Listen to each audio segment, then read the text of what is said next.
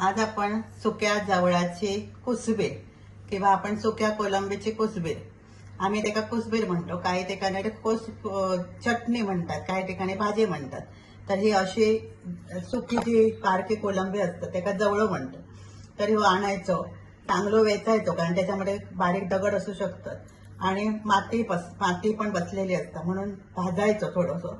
आणि भाजून झालो की स्वच्छ धुवून घ्यायचं आणि त्याच्यामध्ये 15-1 मिनिटं तो पाण्यामध्ये भिजत घालून ठेवायचो आणि मग तो असं घट्ट पिळून घ्यायचो. नंतर बारीक चिरलेले 2 कांदे थोडं जास्त घ्यायचो. इकडे मी चिंचेचं थोडंसं कोळ घेतलंय. तुमका चिंच वापरूचे नसतात तर तुम्ही कोकमाड पण टाकू शकतात. इकडे कोथिंबीर, खोबरा आणि मसाला, अतिशय कमी साहित्यामध्ये आपण आता सुक्या जवळाची कुसबीर बनवूया. आता इकडे मी पॅन घेतलंय, त्याच्यामध्ये मी तेल घातलंय. तेल थोडंसं जास्त घालायचं आणि तेल तापला की त्याच्यात कांदो घालायचा.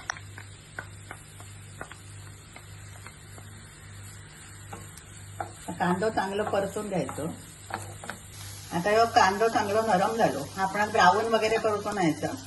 हे थोडंसं नरम झालं कांदो की ह्याच्यामध्ये आपण घालूया मसाले. थोडीशी हळद,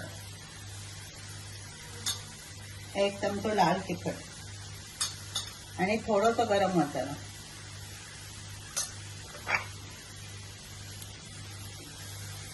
मीठ प्रमाणात घालायचा, कारण सुके कोलंबी जे असतात ते थोडीशी खारट असतात. आणि परतायचं.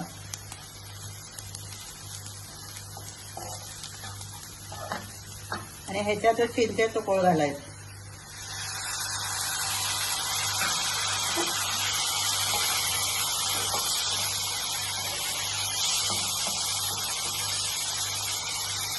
मसाला मिक्स झालो की कोलंबी टाकायची.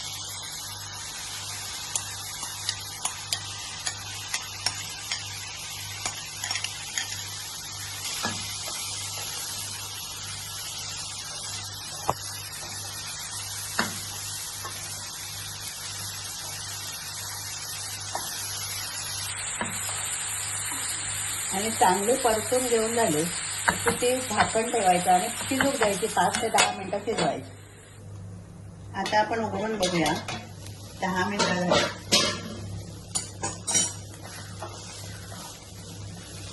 अजून थोडीशी कोरडी असता. आता आपण काय करूया, एका थोडंसं पाणी मारूया मग पाण्यात आणि परत 5-1 मिनिटं ठेवून देऊ. आता 5 मिनिटांनी आपण उघडून बघूया. तर हे एकदम व्यवस्थित तयार झाले, शिजली पण आणि थोडी सॉफ्ट पण राहील. आता याच्यात आपण घालूया कोथिंबीर आणि खोबरं.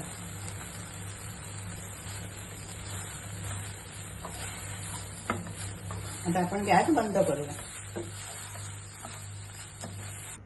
अशी ही सुक्या कोलंबीची कुसबीर किंवा सुको जवळ जे आपण म्हणतो ती तयार झाली. आता ही तुम्ही भाकरी बरोबर किंवा चपाती बरोबर खाऊ शकतात. आता ही रेसिपी जर तुम्हाला आवडली असेल तर लाईक करा, शेअर करा, सबस्क्राईब करा.